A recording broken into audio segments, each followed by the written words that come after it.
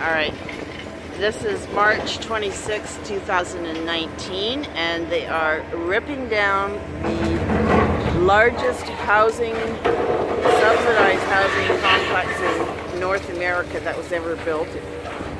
This is the second incarnation of it. It was built the first time after the Second World War. And then they replaced it with these buildings that have been up since, I think, the 60s.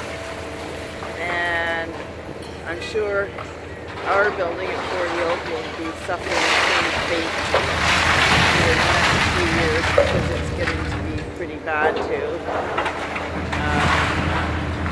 Well, they're making a really big mess and there's a lot of crap around here. I don't want to get the disease, so I will sign off now.